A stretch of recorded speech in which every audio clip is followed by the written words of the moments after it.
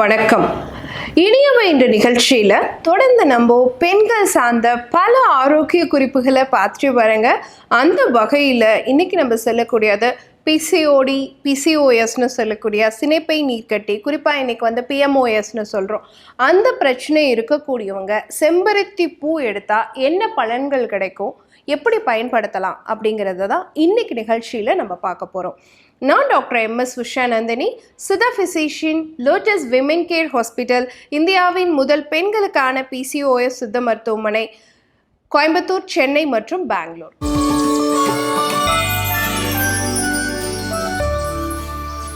இன்னைக்கு நம்ம அதுக்கு முன்னாடி மறந்து போன மரபும் தொலைந்து போன ஆரோக்கியமும் பகுதியில் ஒரு முக்கியமான விஷயத்த பார்க்க போகிறோம். நிறைய லேடிஸை நான் பார்க்குறேன், ஈவினிங் டைம் தான் குளிக்கிறாங்க. காலையில் எந்திரிச்சோடனே கிச்சன் ஒர்க் எல்லாம் பண்ணிவிட்டு பகல் ஃபுல்லாக அவங்க வேலையெல்லாம் முடிச்சுட்டு ஈவினிங் டைமில் குளிக்கிறாங்க. ஸோ மார்னிங் குளிக்கிறது அப்படிங்கிறது எவ்வளோ இம்பார்ட்டன்ட் தெரியுங்களா? நம்ம முன்னோர்கள் காலையில் சூரிய உதிச்சதுக்கு, குறிப்பாக சில பேர்லாம் பிரம்ம முகூர்த்த காலகட்டத்திலேயே சூரியன் உதிக்கிறதுக்கு முன்னாடியே பச்சை தண்ணியிலேயே குளிச்சிருவாங்க. அந்த மாதிரி அவங்க குளித்ததுனால, ஆண்களும் சரி பெண்களும் சரி குளித்ததுனால அவங்களுடைய வாத பித்த கபம் சீராக இருந்தது, உடல் உஷ்ணம் தன்னிலைப்பட்டது, நரம்பு மண்டலம் ஆரோக்கியமாக இருந்துச்சு. அதே மாதிரி அவங்களுடைய குடல் ஆரோக்கியம், பசி அப்படிங்கிற ஒரு விஷயம், ஜீரண மண்டலம் அப்படிங்கிற ஒரு விஷயம், இதெல்லாம் ஆரோக்கியமாக இருந்துச்சு. இன்னைக்கு நம்ம பெண்கள் நிறைய பேருக்கு பார்த்தீங்கன்னா உடல் உஷ்ணம் அதிகமாக இருக்குது, வெள்ளைப்படுதல் ரொம்ப அதிகமாக இருக்குது. நிறைய பேருக்கு நரம்பு மண்டல பிரச்சனை, கழுத்து நரம்பு, கை நரம்பு, இடுப்பு வலி, இந்த மாதிரி நிறைய சொல்கிறோம். இது எல்லாத்துக்கும் அடிப்படையான காரணம் உங்களோட உடல் உஷ்ணம் தான். அந்த உடல் உஷ்ணத்தை முன்னோர்கள் அந்த காலத்தில் ஃபேஸ் பண்ணியிருக்காங்க. ஆனால் அதை அவங்க எப்படி தணிச்சுக்கிட்டாங்கன்னு பார்த்தீங்கன்னா, காலையில் எந்திரிச்சோடனே ஒரு தடவை குளிச்சிருவாங்க. ஈவினிங் டைமும் குளிக்கலாம், தப்பு கிடையாது. ஆனால் மார்னிங் எந்த உடனே குளிக்கணும் அப்படிங்கிறது ரொம்ப ரொம்ப இம்பார்ட்டன்ட். அந்த மரபு நம்ம முன்னோர்கள்கிட்ட இருந்தது, அதை நம்ம இன்னைக்கு தவிர்த்துக்கிட்டு வரோம்.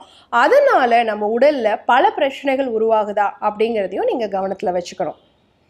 இன்னைக்கு நம்ம பார்க்கக்கூடிய ஒரு விஷயம் பார்த்தீங்க அப்படின்னு சொன்னால், பெண்களுக்கு PCOD, PCOS பிரச்சனை இன்னைக்கு நிறைய பேர்த்துக்கிட்ட இருக்குது. ஆனால் இது குணப்படுத்த முடியாதுன்னு ஒரு சில பேர் சொல்கிறோம்.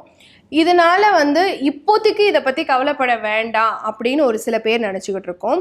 ஒரு சில பேர் இர்ரெகுலர் பீரியட்ஸ் தான் எனக்கு இருக்குது, எனக்கு PCOD இல்லை அப்படின்னு நினச்சிக்கிட்டு இருக்கோம். நிறைய பேருக்கு கர்ப்பம் தரிக்கிறதுக்குமே PCOD, PCOS ஒரு பெரிய தடையாக இருக்குது. இது இத்தனை பிரச்சனைகளை பெண்கள் ஃபேஸ் பண்ணுறாங்க. அப்போது எடுத்தோடனே டாக்டர்கிட்ட போகணுமா, இல்லை அதுக்கு ட்ரீட்மெண்ட் எடுக்கணுமா, தேவையில்லையா, நிறைய குழப்பங்கள் இருக்குது. அதே மாதிரி PCODன்னு சில பேர் சொல்கிறாங்க, சில பேர் PCOSன்னு சொல்கிறாங்க, சில பேர் PCOMன்னு சொல்கிறாங்க, சில பேர் PMOSன்னு சொல்கிறாங்க, நிறைய பேர் சொல்கிறாங்க இல்லைங்களா? இது எல்லாத்துக்குமே ஒரு விஷயம் என்னென்னா, PCOD அப்படிங்கிறது வெறும் கருப்பையை சார்ந்த பிரச்சனையாக கன்சிடர் பண்ணது PCODன்னு சொன்னோம். அதுவே பல கூட்ட வியாதியாக அது வெளிப்படுது. நமக்கு ஃபேஷியல் ஹேர் இருக்குது, இர்ரெகுலர் பீரியட்ஸ் வருது அப்படிங்கும் பொழுது அதை நம்ம PCOSஆ சொன்னோம். அதுவே நான் ஓவரியில் இருக்கக்கூடிய சிஸ்டம் மட்டும் குறிக்கிறது, பாலிசிஸ்டிக் ஓவேரியன் மார்ஃபாலஜி அப்படின்னு சொல்லிட்டு PCOMன்னு சொன்னோம். அதுவே இன்னைக்கு நிறைய ஹார்மோன்ஸ் அதில் இன்வால்வ் ஆயிடுச்சு அப்படிங்கிறத குறிக்கிறதுக்காக poly endocrine metabolic ovarian syndrome அப்படின்னு கொண்டு வந்தோம். அப்போது PMOS அப்படின்னு சொன்னோம். ஸோ இப்போ நிறைய பிரச்சனைகளை நம்ம கடந்து வரோம் இல்லைங்களா? இது எல்லாத்துக்கும் நீங்கள் பெருசாக கவலைப்பட வேண்டிய அவசியமெல்லாம் கிடையாது. இந்த நாளிலேயுமே ஒரே காரணம் தான், ஹார்மோன் பிரச்சனை மட்டும்தான் காரணமாக இருக்குது. அப்போ பெண்களுக்கு இந்த ஹார்மோன் பிரச்சனையை சரி பண்ணுறதுக்கான உணவு முறைகளை நம்ம கடைபிடிச்சோம், நமக்கு உடற்பயிற்சி அப்படிங்கிற ஒரு விஷயம் இருந்தாலே நம்ம இந்த PCOD, PCOS, PMOS எதுவாக இருந்தாலும் கடந்து வந்துட முடியும். அதுக்கு உதவக்கூடிய ஒரு பூ என்ன அப்படின்னு பார்த்தீங்கன்னா செம்பருத்தி பூ. எதனால் இந்த செம்பருத்தி பூ பயனுள்ளதாக இருக்குன்னு பார்த்தீங்கன்னா, ஒன்று PCOD, PCOSல குறிப்பாக ஒபிசிட்டி வெரைட்டி ஆஃப் PCOSலேயும் சரி, லீன் வெரைட்டி ஆஃப் PCOSலேயும் சரி, அவங்களுடைய இன்சுலின் சென்சிட்டிவிட்டி அப்படின்னு சொல்லக்கூடியது, அதாவது நம்ம செல்கள் அந்த இன்சுலினுக்கு ரியாக்ட் பண்ணக்கூடிய தன்மை குறைஞ்சிருது. அதனால் இன்சுலின் எதிர்ப்பு தன்மை அதிகமாகுது, இன்சுலின் ரெசிஸ்டன்ஸ் அதிகமாகுது, செல்கள் முழுமையாக இன்சுலினை கிரகிச்சிக்க மாட்டேங்குது அப்படிங்கிற சூழ்நிலை நிறைய பெண்களுக்கு இருக்குது. அதை குறைக்கக்கூடிய விதமாக இந்த செம்பருத்தி பூ சப்போர்ட்டிவாக இருக்கும். அடுத்த விஷயம் பார்த்தீங்க அப்படின்னு சொன்னால் இன்ஃப்ளமேஷன் அப்படிங்கிறது தான் வந்து எல்லா நோய்க்கும் அடிப்படையான காரணம். சர்க்கரை வியாதியிலிருந்து கேன்சர் வரைக்கும் இன்ஃப்ளமேஷன் தான் அடிப்படையான காரணம். அப்போ பிசிஓடி பிசிஓஎஸ்க்கும் அந்த இன்ஃப்ளமேஷன் அப்படிங்கிறது வீக்கம் அப்படிங்கிறது அடிப்படையான காரணம். அப்போ செல்களில் ஏற்படக்கூடிய வீக்கம், செல்களுடைய அழுத்தம் அதிகரிக்கும் பொழுது, ஆக்சிடேட்டிவ் ஸ்ட்ரெஸ் அதிகமாகும் பொழுது அதில் இருக்கக்கூடிய ஆன்டி ஆக்சிடென்ட் தன்மை குறைந்து, நம்ம ரத்தத்தில் ஆன்டி ஆக்சிடென்ட் தன்மை குறையும் பொழுது செல்கள் வந்து வீக்கம் ஏற்பட ஆரம்பிக்கும். இதுதான் எல்லா நோய்களுக்கும் அடிப்படையான காரணம். அந்த வீக்கத்தை குறைக்கக்கூடிய தன்மையும் பார்த்தீங்க அப்படின்னு சொன்னா செம்பருத்தி பூக்கு வந்து இருக்கு. அடுத்து இன்னைக்கு பெண்களுக்கு பிசிஓடி பிசிஓஎஸ்ன்னு டாக்டர் கிட்ட போனாலே வெயிட் லாஸ் பண்ணிடுங்க அப்படின்னு சொல்றாங்க. அப்போ உடல் எடை குறைக்கணும் அப்படிங்கும் பொழுது அந்த தொப்பை வயிறு பகுதியில், இடுப்பு பகுதியில் இருக்கக்கூடிய ஃபேட்டை கரைக்கக்கூடிய தன்மை வந்து பார்த்தீங்க அப்படின்னு சொன்னா செம்பருத்தி பூக்கு இருக்கு. செம்பருத்தி வந்து இயற்கையாகவே கொஞ்சம் உஷ்ணத்தை கொடுக்கக்கூடிய தன்மை உடையதாக இருக்கும். அப்போ பித்தம் கொஞ்சம் கூடும் பொழுது நீங்கள் ரெஸ்டிங் ஃபேஸ்லேயே தேவையில்லாத உங்கள் உடலில் இருக்கக்கூடிய கொழுப்பு சத்து வந்து குறைய ஆரம்பிக்கும். என்ன அர்த்தம்னா, நீங்கள் செம்பருத்தியை ரெகுலராக சேர்த்துட்டு வரும்பொழுது, ஈவன் நீங்கள் வேலை செஞ்சுட்டு இருக்கீங்க, தூங்கிட்டு இருக்கீங்க, இல்லை வந்து நீங்கள் ஏதாவது ஒரு இடத்துல ஐடியலாக இருக்கீங்கன்னா கூட அந்த தெர்மோஜெனசிஸ் அப்படின்னு சொல்லுவோம். அதாவது நம்ம உடம்புல இயற்கையாகவே ஒரு சூடு உருவாகிறது, அது உருவாகிட்டே இருக்கும். அதனால நமக்கு வந்து பார்த்தீங்க அப்படின்னு சொன்னால் ஃபேட் குறைய ஆரம்பிக்கும், வெயிட் லாஸ் வந்து நடந்துக்கிட்டே இருக்கும். இதே பிரச்சனை தான் நிறைய பெண்களுக்கு இன்னைக்கு வந்து ரத்தத்தில் வந்து ட்ரைக்ளிசரைடோடைய அளவு கூடுதலாக இருக்குது. இளம் பெண்களுக்கே இந்த கெட்ட கொழுப்பினுடைய அளவு கூடுதலாக இருக்குது இல்லைங்களா? அதை குறைக்கக்கூடிய தன்மையும் சரி, இரத்த குழாய்களில் எந்த அடைப்பும் ஏற்படாமல் இருக்கிறதுக்குமே வந்து பார்த்தீங்கன்னா செம்பருத்தி பூ சப்போர்ட்டிவாக இருக்கும். அப்போ இருதய ஆரோக்கியத்தை மேம்படுத்துறதுக்குமே வந்து செம்பருத்தி பூ சப்போர்ட்டிவாக இருக்கும். இன்னைக்கெல்லாம் ஒரு 30 to 33 இயர்ஸ்லேயே வந்து பெண்கள் வந்து பார்த்தீங்கன்னா நம்ம ப்ரெஷரை செக் பண்ண மாட்டோம், ஒரு 50 வயசுக்கு மேலே தான் பண்ணுவோம்.